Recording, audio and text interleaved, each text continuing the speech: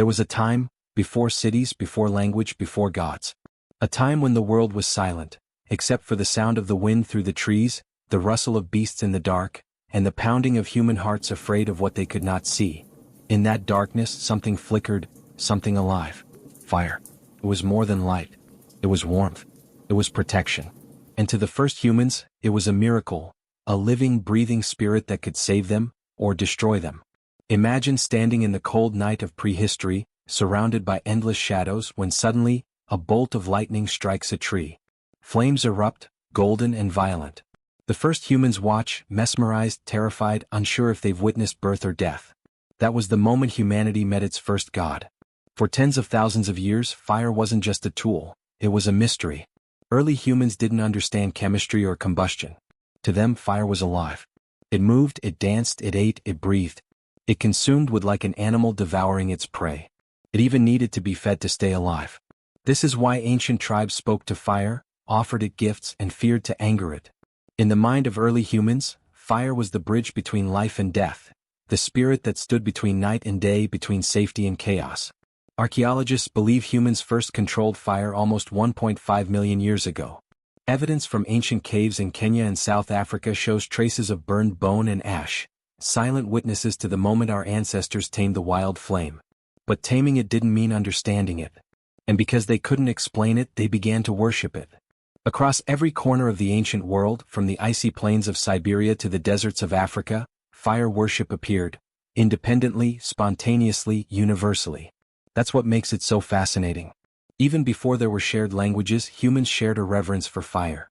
One of the earliest fire-worshipping cultures we know of is the Zoroastrians of ancient Persia. To them, fire represented purity and truth, the eternal flame of the god Ahura Mazda. Their sacred temples held fires that were never allowed to die. Some of those fires have reportedly burned continuously for over 1,000 years. But long before Persia, fire had already taken root in the human spirit. Think about this. Fire was the first technology that gave humans dominance over nature. It let us cook food, changing our biology forever. It scared away predators, forged weapons, and gave warmth to survive the ice ages. In many ways, fire is what made us human. And yet, the more power it gave, the deeper our ancestors' awe became. They saw in fire something divine, something beyond their control. Fire was the only element they could create, yet it never truly belonged to them. That paradox, of control and fear, shaped the earliest myths of mankind. In Greek mythology, Prometheus stole fire from the gods and gave it to humans, an act of rebellion that changed the destiny of the species. For this, he was chained to a rock for eternity, punished for giving humans the power of creation itself. To the Greeks, this story wasn't just about a hero. It was a warning. Fire was sacred, and tampering with it had consequences.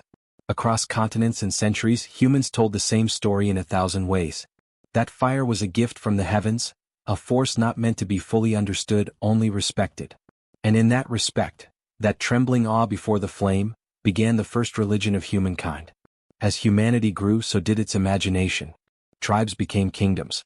Campfires became hearths.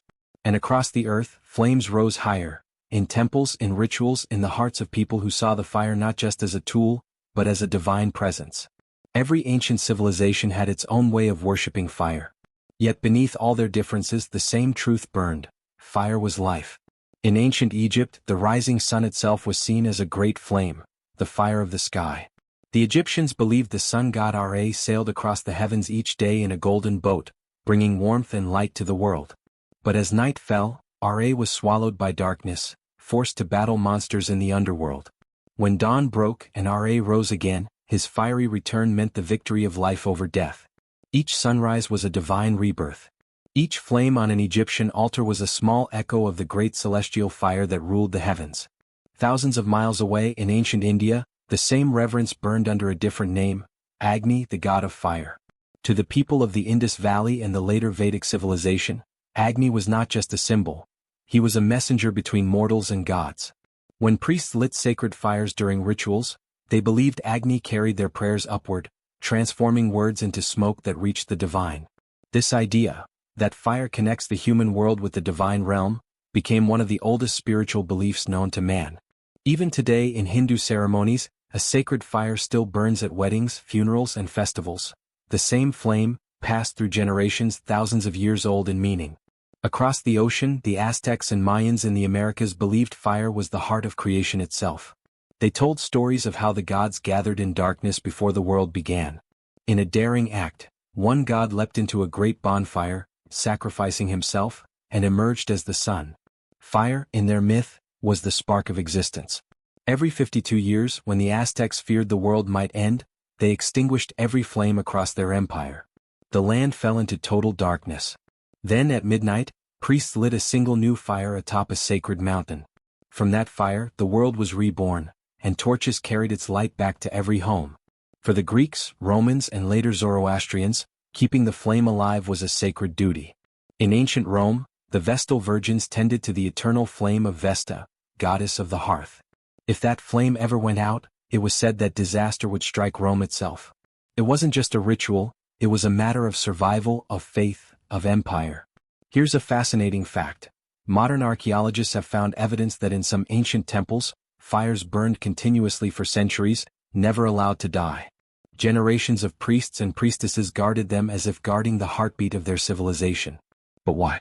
Why did people from completely different continents, who had never met, who spoke different tongues and lived in opposite climates, all arrive at the same conclusion, that fire was divine? Perhaps it was because fire mirrored life itself. It was born, it grew, it consumed, it died. Could feed you or kill you. It was the perfect metaphor for existence, unpredictable, powerful, and mysterious.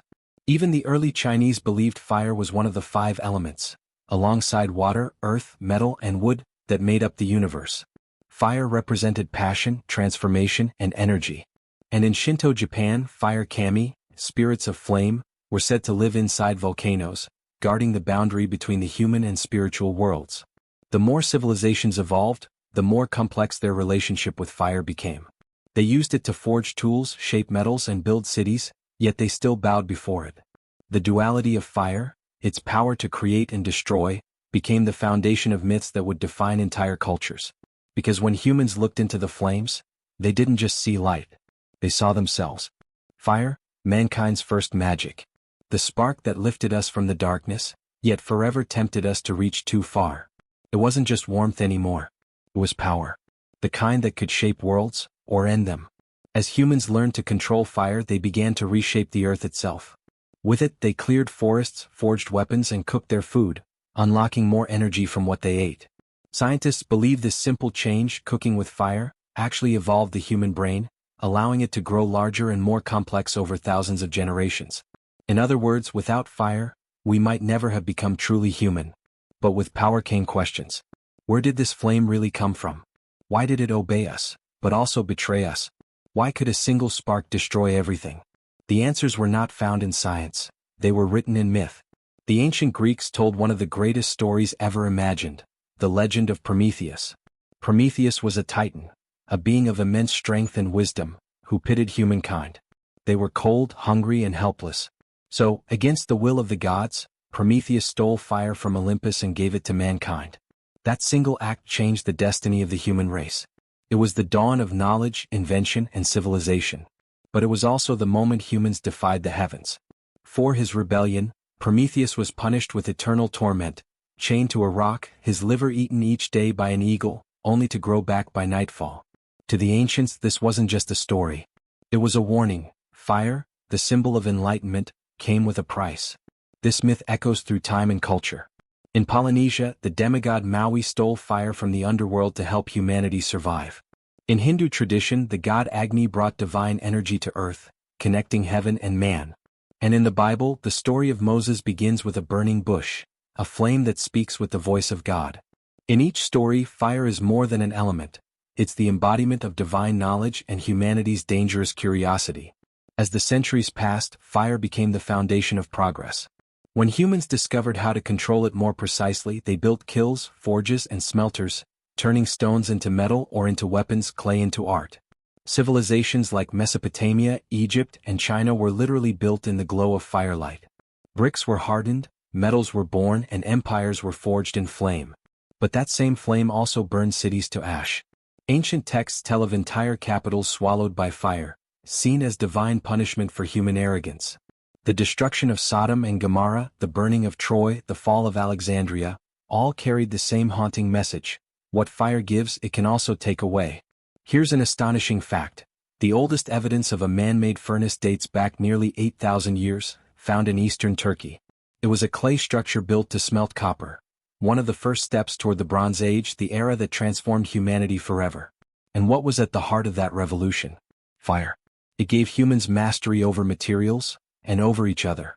Armies wielded bronze and later iron weapons forged in sacred flames. Kings built great altars, offering sacrifices of incense and animals to the gods of fire before battle.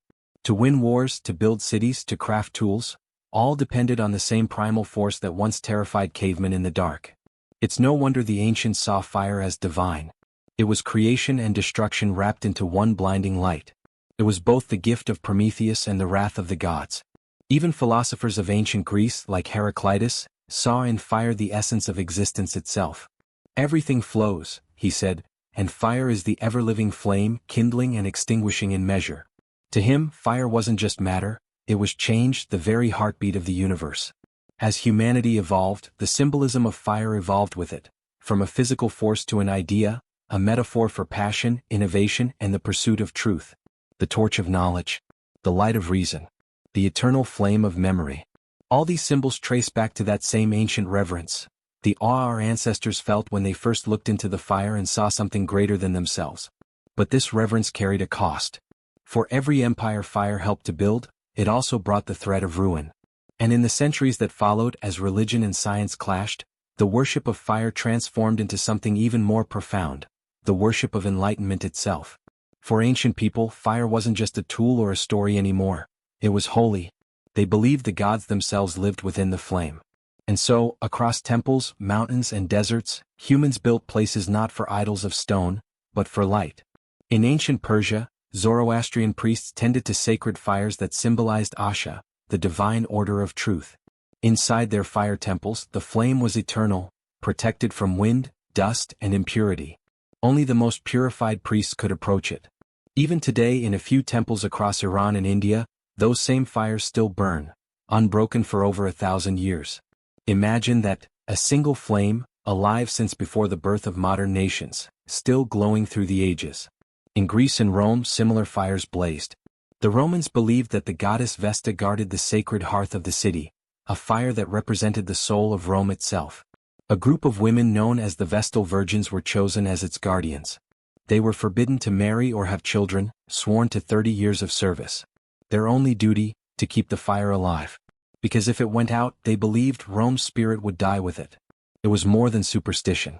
The flame became a symbol of unity, a reminder that civilization itself was fragile, and that only constant care could keep it from falling into darkness. Fire, in a sense, was civilization's beating heart. But while some saw fire as sacred and pure, others saw it as something to fear. As religions evolved, fire took on darker meanings. It became not just a symbol of creation but also of judgment. In the ancient Hebrew texts, God appears to Moses as a burning bush, a flame that does not consume, a symbol of divine power and mystery. Later, in Christian and Islamic traditions, fire became a force of purification and punishment. The fires of hell, the flames of damnation, the idea that the wicked would burn eternally, all came from that same ancient awe of fire's destructive beauty. And yet, even in these terrifying images, fire remained connected to purity. From the flames of cremation that released the soul, to the candles lit in churches, temples, and mosques around the world, fire still carries the idea of transition between the human and the divine. Here's a fascinating fact. In every major religion on earth, Christianity, Hinduism, Buddhism, Islam, Judaism, Zoroastrianism, and even Shinto, fire is present as a sacred element. It lights the altar, guides the spirit, or represents the presence of God. No other natural force has held such universal meaning. In Hinduism, the sacred fire called Agni remains central to every ritual, from birth to death. It's said that when a body is burned, Agni carries the soul to the heavens. In Buddhism, fire represents the transformation of desire, the burning away of ignorance to reach enlightenment. And in Christianity, candles flicker as symbols of divine light, the presence of the Holy Spirit. Even in our modern world, we still hold on to this ancient instinct. When we light a candle for someone who's passed away, when we gather around a campfire and tell stories, when we stare into the glow of a fireplace, something deep within us remembers. It's the same awe our ancestors felt when they first saw lightning set a tree ablaze. That ancient connection never truly died.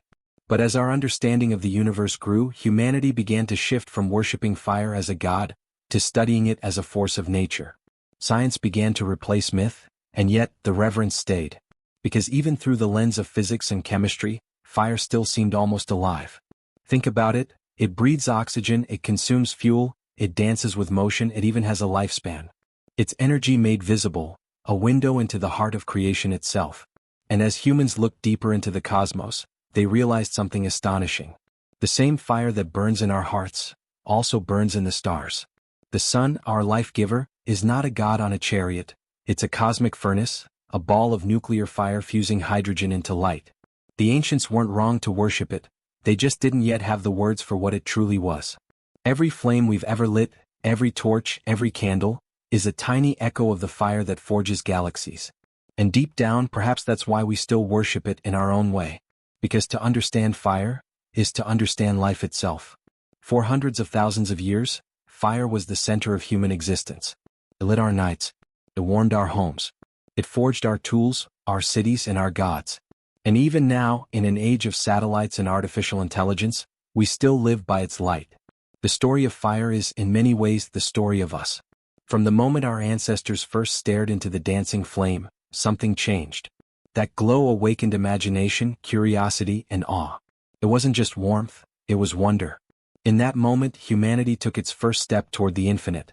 When we look back through history, we see a single thread, from the campfires of early humans to the sacred flames of temples, from the torches of revolution to the engines that burn in rockets.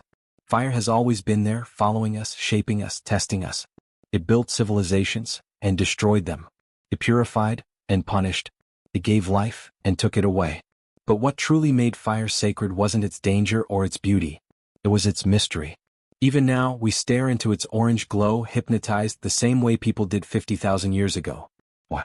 Because fire reflects something deep and unspoken, a part of the universe that lives within us. Every human heartbeat is powered by a kind of flame. Not of wood or oil, but of energy.